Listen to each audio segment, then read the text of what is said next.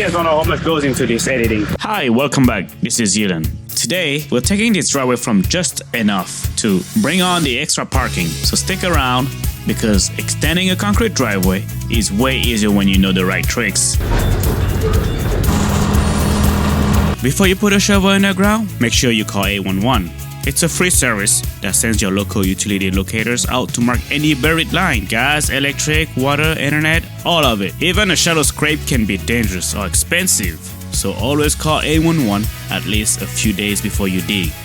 So we called 811 to mark the utilities, and it looks like they marked something over here. Well, it looks like we're getting some rain. There's a dot here and there's the dot here. So I'm guessing it's either the phone line or the internet line. But we have another mark right here too. Could be the internet or something. So I'm not too sure. So funny story. Remember those red marks I thought the 811 crew made? Yeah.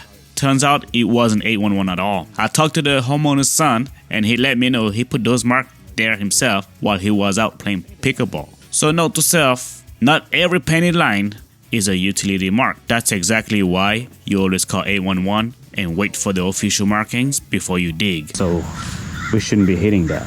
But I'm just gonna stay on this side over here. So I'm gonna go to from the corner of the house all the way to the first line over there. I just gotta excavate some of this dirt right here and then set the forms all the way across. 6 to 7 inch below grade, and put about 3 to 4 inch of gravel on the bottom. Okay, so we have figured out the Comcast line. It's coming over here on the side. It's coming at an angle here. So I've already pulled some of the line, the cable here. It's not really that deep, so we're gonna pull this cable all the way up and see where it goes, because it may come in at an angle like this. We want to make sure we don't hit that line, because once you hit it with the hydro bucket, that's it, you gotta wait. And just to be extra cautious, I took a closer look at the internet line, because those are often buried pretty shallow. I coordinated with the homeowner and the service provider so the line could be safely disconnected and moved out of the way before we started digging. That way, there was zero risk of accidentally cutting it during the pull. Always make sure any utility adjustment are handled properly. Never assume or improvise when it comes to buried line. Okay, so I'm up to the sidewalk over here, so we know where the Comcast line was going, so we're good now. Alright, next up, I'm gonna use my hydro bucket. I'm going to start removing the existing material so I can get down to the depth I need. Once that's cleared out, I'll bring in fresh base material and compact it. And that's what really gives the concrete a long-lasting foundation. So what I'm doing here with this bucket is just use the rolling drum underneath the bucket to pulverize the hard packed soil so I can get down deep enough to add more material that can drain better underneath the concrete slab.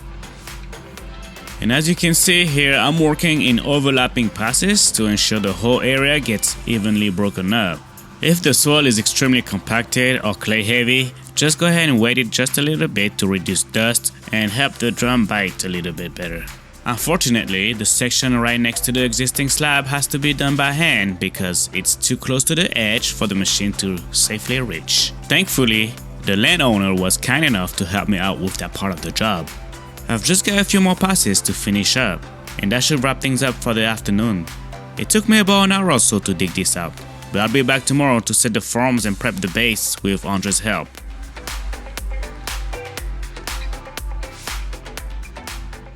Hey, good morning guys.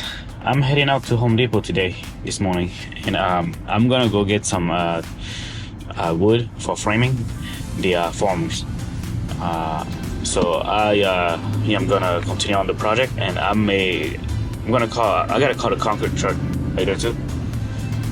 Schedule some concrete for next week. So I think everything should be fine. Now I need to also call the landfill and see if they have any crusher run, so I can pick up some later on. I'll see you guys. Okay, so what we have here, we got a Comcast line. We're gonna reroute it. We're gonna dig deeper to go underneath here, so that way we can go around the forms. Let's take a look. Andrei will join later in the video. He had to handle some other junk removal job first. Fortunately, he's also going to pick up some base material for me, so I won't have to make an extra trip and waste time on that. Now that the string line is in place, I'm going to set the 2x6 forms around the perimeters. I'm using the concrete stake to keep the form in place so they don't shift. The goal is to keep the form as straight as possible along the line so we have a nice clean edge to work with. Okay guys, we just got back from lunch. Andrei's here to help me out. And what I'm gonna do is I'm gonna work on this area here. I'm gonna put some dirt on the side here. And then we're gonna remove a little bit more dirt and put the material on top of it. So we'll see how that goes. Alright guys, so I got this screed bar devices here to screed the whole entire area nice and flat. So we're gonna use these rebars right here, pound it down, set the height. The top of the bar will be on top here. So let's see how this plays out. It's not bad for this, but it was like 30 bucks for these right here, for a pack of these from a Red Line manufacturer. I saw it on YouTube, so I'm gonna try these out.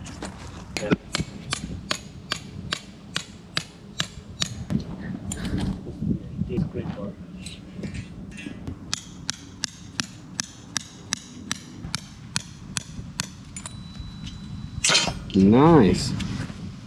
Okay, so all material, the material is gonna be on the very bottom here. We got some crusher on.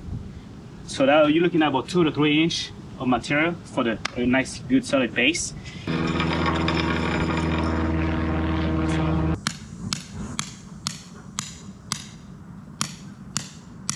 More? Keep going. Wow, I'm actually. Oh, missed. Are we leaving those in right now or taking them out too? You leave those in. Those are good. It's just that area right there that's got a big hump. So I'm gonna bring the machine down here. Okay. And what I do is I just move the dirt to the other side. Oh, really? You're not gonna dump it away? No, I don't think it's that much dirt anyway.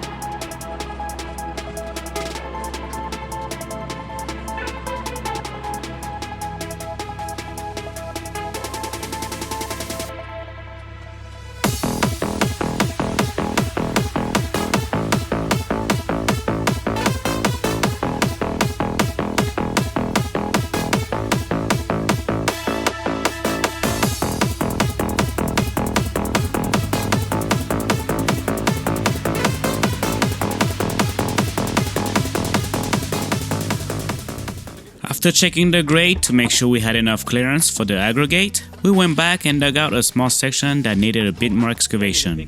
We just removed it by hand, using Andrei as our Harley rake. I'm the Harley rake right now. That's it. See, I would have came from this side over here if I didn't have the form yet. Yeah. That's why I did yesterday. Yesterday I was like, oh, that should be enough. Because it's hard to tell until you put the form in. This area here really don't need that much rock anyway.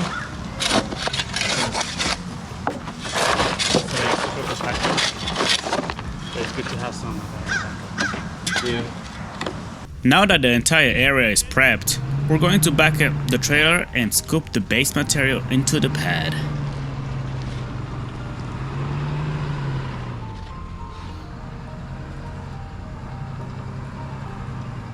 Once he backs up the trailer to the pad, I'm going to open up the back doors. With the back doors open, we can now prepare for the next step. Okay. Am I just gonna lift up for you, or I need to run a shovel too? Let me scoop it first, what I can here, and then we'll just put it up a little bit.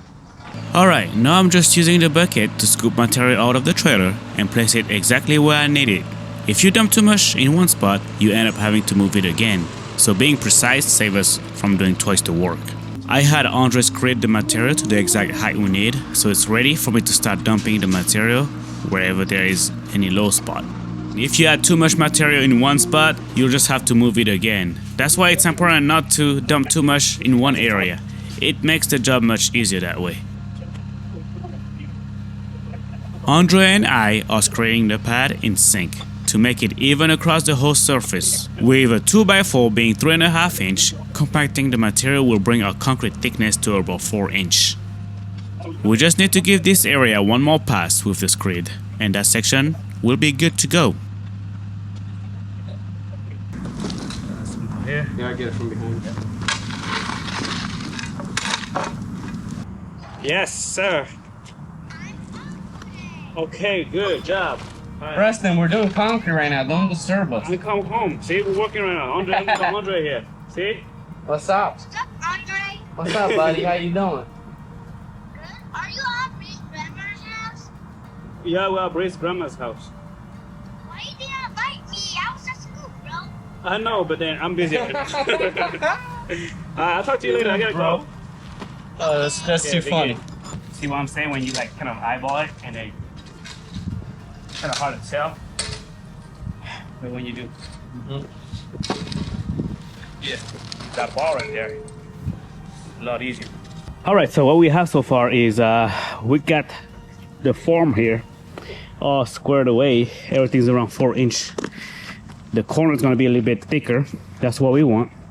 So we just gotta run the compactor here, and we've got Andrei that came and helped me out with this today. He went and bought some material as well. Crusher run, which we had about 4 yards of crusher run, which is gonna be more than enough for this job right here. So we gotta get the compactor, put the remesh on it, put some rocks on top of the remesh, so get it ready. So next week, next week my finisher will just come and finish the rest of the job here. All right, so what we're gonna do here, we're gonna start compacting this ground right here because need compaction before we actually put the concrete on here.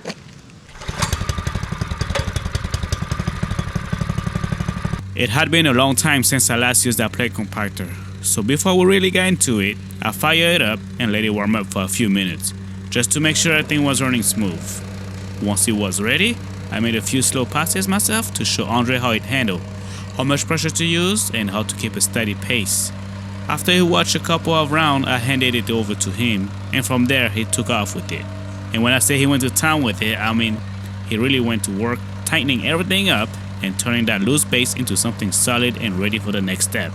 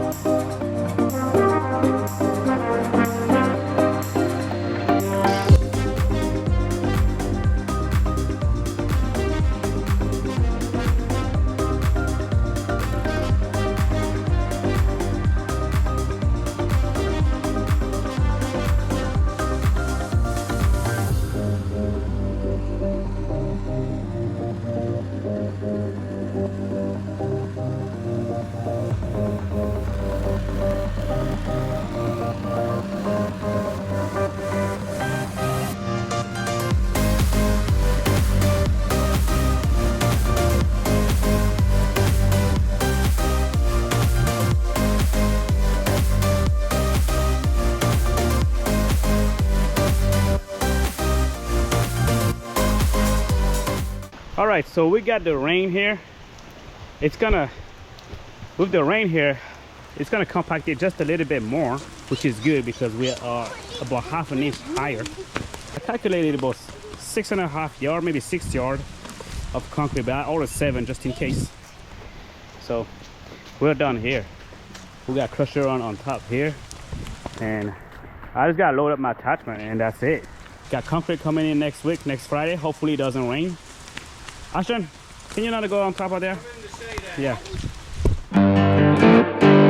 Okay guys, I'm gonna cut this corner right here because this corner is messed up right here. So let's take a look at it. So at some point during the excavation process, the corner of this concrete walkway ended up getting damaged. Instead of leaving it rough or trying to patch it the wrong way, I went ahead and grabbed my concrete saw. I lined everything up nice and straight and made a clean cut on that corner to square it back up and remove the damaged section completely. That way when we go back to repair it, we'll have a clean edge to work with and a much better finish look in the end. There was also a chunk of concrete sticking out on the side of the walkway that needed to come off. If we would have left that little bump there, it would have created a weak spot and eventually caused the concrete to crack right along that edge. So So I went ahead and used the concrete saw again and carefully cut that section off so everything would be flush and even. It's one of those small details that a lot of people might overlook, but taking care of it now saves a lot of problems down the road and makes sure the repairs holds up the way it should. Once I got done cutting the concrete, it was time to tie everything back together the right way. So we went ahead and drilled several holes along the edge of the existing slab. After that, we inserted rebars into the holes to mechanically lock the old concrete and the new concrete together. That rebar is what's going to keep both slabs from shifting independently and help prevent future cracking right along that joint. Before the concrete truck showed up, we took a little extra time to double check our grade and make sure everything was set exactly where it needed to be. There were a few low and high spots that needed minor adjustments, so we went ahead and removed just a little bit of material to fine-tune everything. So by taking the time to get the grade right, we're setting ourselves for a smooth pour, better finish, and a slab that's going to hold up the way it should. So right here I'm using my mini skid to transport the concrete from the truck at the front of the driveway all the way back to the farms. This setup lets me move a lot of material quickly without having to wheelbarrow it by hand, which saves a ton of time and energy. It keeps the whole operation moving smoothly, and it really helps with the crew staying focused on placing and finishing instead of just hauling concrete back and forth.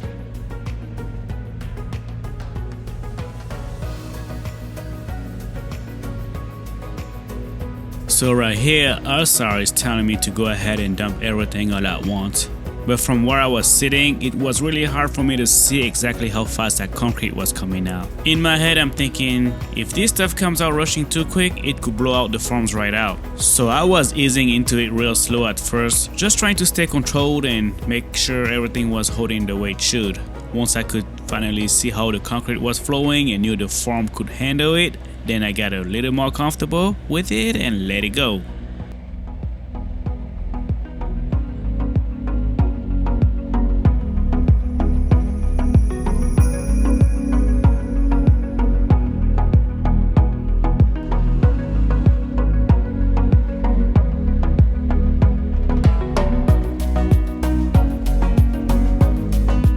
As you can see, we had enough concrete to cover the first section of the slab there. This allowed my finisher to start jumping and scraping the first section of the slab.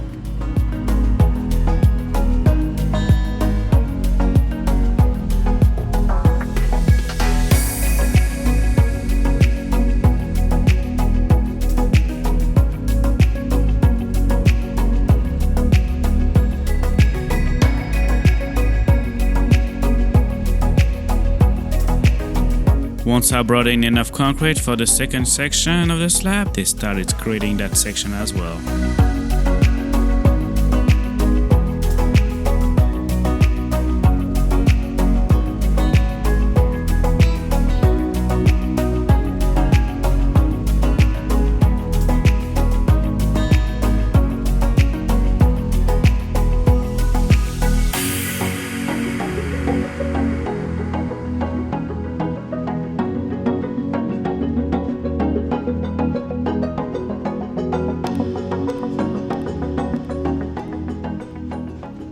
Now that the concrete had formed up just enough to lose that wet, sloppy look, it was time to bull float. This is a critical step right after screeding. Elsa started working the surface with the bull float to ensure perfect evenness.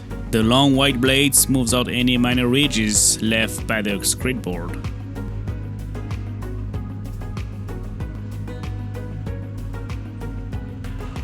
We only had a small amount left to cover, so we quickly shuttled that final concrete into the remaining section. With this last corner filled, the entire pour was complete. With the main surface perfectly bull floated, we shift focus to the perimeter. Elzar and his cousin is now using the magnesium hand float to work the edges and corners. This float is key for preparing the area right up against the forms. It helps consolidate the concrete and ensure there are no voids or air pockets along the perimeters, giving us strong clean line. Alright, so this concrete is settling now. So still wet. We don't have the sun hitting us here, so Good. Today the temperature is about 69, 70 degrees, so it takes a little bit longer to set. But once that's done, that'll be good. So the concrete is finally setting up nicely. It's reaching the final stage. Before we do anything else, we have to cut the control joints. So those control joints are just not for look, but it's also the single most important thing we do to manage cracking. So concrete naturally shrinks as it cures, causing tension.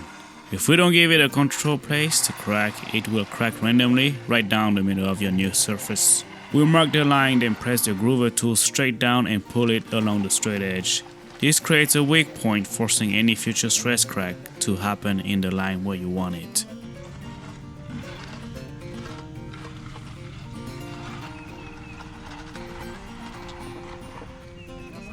Now that the control joints are in, we're doing a few final passes on the entire surface. We are moving to the hand float to bring the cement cream up. The goal here is simple: to make the surface look and feel like butter.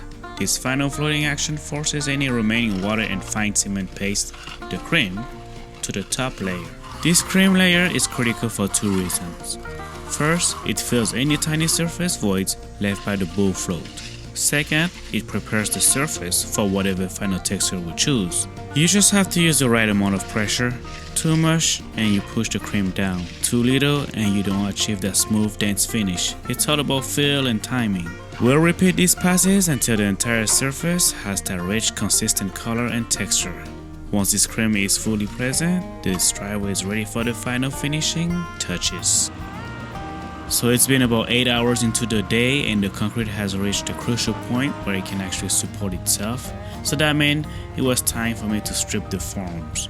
I took the forms out and was able to grade the area with the mini skid using my lane plane. This attachment here is actually very handy for doing a job like this. I took the swirl and gently pushed it back against the newly exposed vertical edge of the concrete. Then I ran the machine back and forth to make sure everything was properly compacted.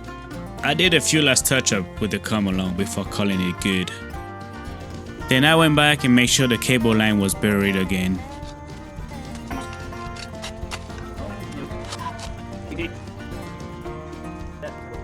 After making the final correction with the rake, I follow up with the lane plane to smooth the area and properly compact the swirl next to the new concrete. There you have it. The driveway extension pour is complete. If this video helped you plan your own concrete project, please hit the like button and subscribe for more DIY build. Thank you so much for watching and I'll see you on the next one.